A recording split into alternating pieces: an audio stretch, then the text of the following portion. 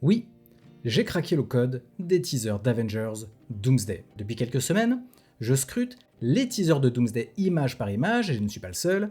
J'analyse les plans, je décortique les personnages, et on débat avec les amis de la Spoiler Room sur Doom, sur les X-Men, sur les Avengers, sur les 4 Fantastiques. Mais pendant qu'on regardait ce qu'il y avait dans les images, Marvel faisait, je pense, autre chose. Il cachait un message autour des images, un code, et ce code, je l'ai compris.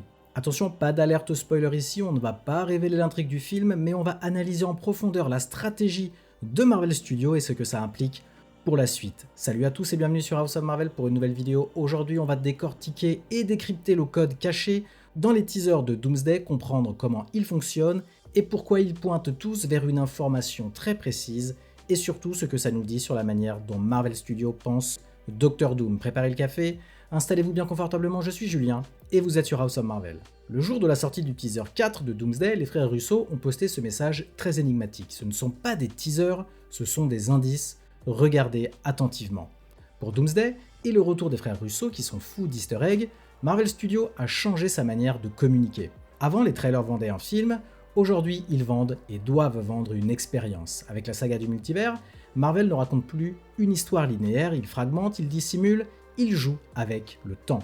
Donc quand Marvel Studios affiche en grand, noir sur blanc, Doomsday is coming, avec un compte à rebours en mois, jours, heures, minutes et secondes, ce n'est pas simplement du marketing. Alors la vraie question devient, à quoi servent ces codes étranges qui apparaissent dans les teasers juste ici? Au cours des 4 dernières semaines, on a eu les codes suivants. Premier, 24 BER 020 premier 17 BER 020 premier 11 BER 020 et premier 04 BER 020. Pendant des jours, tout le monde a essayé de les lire comme des dates. Décembre 2020, novembre, octobre, mais ça ne collait pas vraiment, narrativement, ni chronologiquement. Et voici le premier point crucial. Ces codes ne sont pas des dates. J'ai remonté les feeds Insta de Marvel Studios, des frères Russo, de Marvel Entertainment. J'ai testé tous les codes chiffrés, bref, rien. Du côté des timecodes, des anciens films, rien non plus de concluant. Mais je me suis demandé la chose suivante. Pourquoi regarder dans le passé? Et c'est là que j'ai compris que ces codes ne pointent pas vers le passé, mais ils pointent vers un événement déjà connu. Ils sont liés à l'horloge de Doomsday elle-même. Marvel Studios ne te dit pas regarde le calendrier, mais regarde le compteur. Le compteur affiche 5 unités, mois, jours, heures, minutes et secondes. Et les nombres qui reviennent dans les codes, 24, 17, 11 et 04, sont exactement les valeurs qu'on voit apparaître dans la colonne des jours au moment où chaque teaser est publié. Et c'est très important. Et c'est là que ça devient intéressant. Marvel Studios ne compte pas les mois comme nous. Il ne raisonne pas en janvier, février, mars, il raisonne pour ce code en bloc de 28 jours, 4 semaines, une unité fixe, parfait pour un calcul. Donc, quand le code commence par premier, il faut lire comme un mois restant, soit 28 jours. Puis, tu ajoutes ou tu soustrais le nombre qui suit. Un mois plus 24 jours égale 52 jours, un mois plus 17 jours égale 45 jours, un mois plus 11 jours égale 39 jours, un mois plus 4 jours égale 32 jours, et là, quelque chose saute aux yeux. Le schéma c'est 52 jours, 45 jours, 39 jours, 32 jours. Et on comprend rapidement que c'est un rythme de diffusion. Marvel Studios écrit ici une séquence, et cette séquence converge vers une date. Maintenant, on prend le problème à l'envers. On suppose que tous ces teasers pointent vers le même événement final.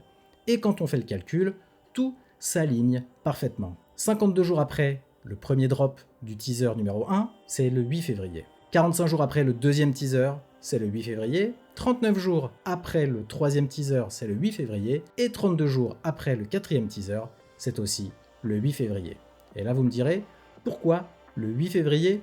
Eh bien parce que c'est la date de la sortie de la bande-annonce d'Avengers Doomsday et que c'est une date super logique pour le marketing de Marvel Studios. C'est une date mondiale, un événement médiatique massif, c'est le Super Bowl, le dimanche 8 février 2026. Et ici, Marvel Studios ne nous tease pas Doomsday, il nous prépare à un moment de révélation totale. Les teasers ne sont pas la promesse du film, ils sont la promesse de la bande-annonce, et cette bande-annonce, tout indique donc qu'elle sera pensée pour le Super Bowl, le moment où Marvel Studios va arrêter de chuchoter et commencer à parler très fort. Voilà, j'ai craqué le code des teasers de Doomsday, et il ne parle pas du passé, il parle du futur. Il ne nous dit pas ce qui va se passer, il nous dit quand Marvel va enfin nous le dire. Et si cette théorie est réelle, le vrai premier acte de Doomsday ne commencera pas au cinéma, il commencera le soir du Super Bowl. A vous de me donner votre avis maintenant, est-ce que vous pensez que Marvel est allé aussi loin dans sa campagne marketing, ou est-ce que c'est une simple coïncidence? Faites-le moi savoir en commentaire, n'hésitez pas à me faire parvenir vos théories, j'adore les lire et en débattre avec vous, et comme d'habitude, merci d'avoir regardé cette vidéo, si elle vous a plu, merci de la liker et de me donner votre avis en commentaire. Aussi, pour ne pas louper mes prochaines vidéos, abonnez-vous et activez les notifications. À la prochaine sur House of Marvel.